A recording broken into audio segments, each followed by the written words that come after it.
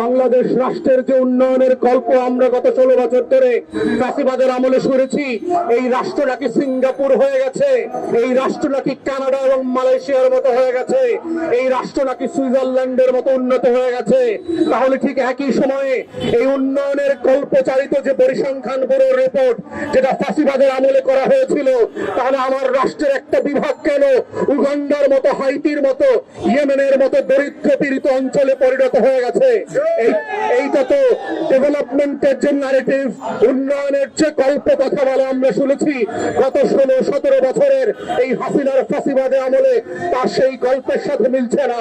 আমরা বারবার বোঝার চেষ্টা করেছি এবং একই সাথে বলছি এটা ন্যায্যতার প্রশ্ন, এটা জাতীয় রাজনীতিতে কোন বিভাগীয় রাজনীতির প্রশ্ন না, এটা হচ্ছে বাংলাদেশের ঠিক অন্যান্য বিভাগের সাথে ন্যায্যতার ভিত্তিতে, ইনসাফের ভিত্তিতে যেই ডেভেলপমেন্ট ওয়ার্ক হচ্ছে, প্রত্যেকটা বিভাগ এবং তার অঞ্চলের মানুষকে ন্যায্যতা এবং সমতার ভিত্তিতে কিভাবে দরিদ্র সীমা থেকে উঠিয়ে নিয়ে আসা যায়, কিভাবে নাগরিক আকারে বাংলাদেশ রাষ্ট্রের কোটি কোটি মানুষকে তার জীবনকে আরামদায়ক করা যায়, এটাই হচ্ছে বাংলাদেশ রাষ্ট্রের বাংলাদেশ 2 এর গণ অভ্যুত্থানের কথা।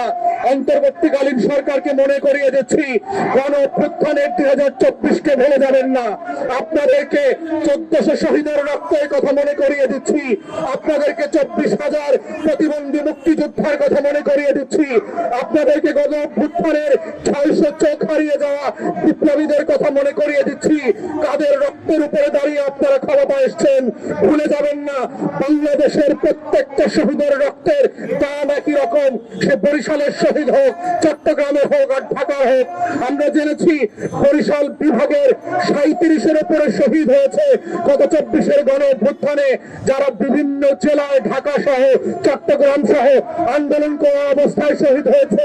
আমি নিজেও বাবুগঞ্জ এবং মুলাদিতে 3 জন শহীদের কবর জিয়ারত করেছি এবং খুবই দুঃখজনক ভাবে দেখেছি যে অন্তর্বর্তীকালীন সরকার এবং প্রশাসন লাশ দাফন করবার সময় যেই সকল প্রতিশ্রুতি দিয়ে আসছিল যে কাঁচা রাস্তাটা পাকা করে দেবে, লাশটাকে, কবরটাকে একটু বাধাই করে দেবে, নাম ফলকটা করে দেবে, কত উদাসীন এই রাষ্ট্র 24-এর শহীদদের প্রতি।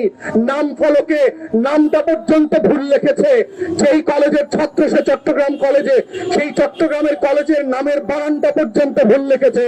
অন্তর্বর্তীকালীন সরকারকে বলছি, 24-এর গণ অভ্যুত্থানের প্রত্যেকটা শহীদ হচ্ছে বাংলাদেশ 2 বিনির্মাণের ফাউন্ডেশন। এই পিলারের রাজনীতি হচ্ছে দায় দরদের রাজনীতি। প্রত্যেকটা শহীদ এবং শহীদ পরিবারকে আপনারা কিভাবে ট্রিট করছেন, তাদের জীবন এবং মৃত্যুকে আপনারা কিভাবে দেখভাল করছেন, এটার মধ্য দিয়ে আপনাদের আন্তরিকতাকে বাংলাদেশের মানুষের কাছে প্রশ্নবিদ্ধ হতে দেবেন না। তাই যেই ওয়াদা করে দিয়ে আসছিলেন, খালের উপরে ভাঙা চারটাকে পাকা করে দিয়ে আসবেন, বাঁশের চার পাড়িয়ে গেছে আমেরিতে, এইটা ওয়াদা ছিল না। গত 8 মাসে আপনারা একটা বাঁশের চারকে পাকা করে দিতে পারেন নাই, আধা কিলোমিটার একটা কাঁচা রাস্তা পাকা করে দিতে পারেন নাই, শহীদের বাড়িতে মোটরসাইকেল নিয়ে পর্যন্ত যাওয়া যায় না, পরিবারের দেখভাল তো দূরের কথা। তাই অন্তর্বর্তীকালীন সরকারকে আবারও বলছি, শুধু বিভাগের উন্নয়নের বিষয় না, 24-এর গণ অভ্যুত্থানের স্পিরিট হচ্ছে বাংলাদেশ 2-কে নতুন করে দায় এবং দরদের রাজনীতি ফিরায় নিয়ে আসা।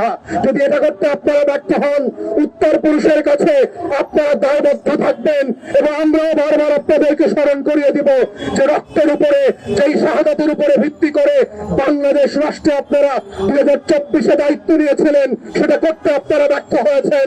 শুধু 16 বছরের ফ্যাসিবাদী আমলকে আমরা শুধু সমালোচনা করব না, দায় দরদের রাজনীতি হচ্ছে আপনাদের ভালো কাজের প্রশংসা যেমন করব, সমর্থন যেমন করব, আপনাদের ব্যর্থতার সমালোচনা আমরা করব।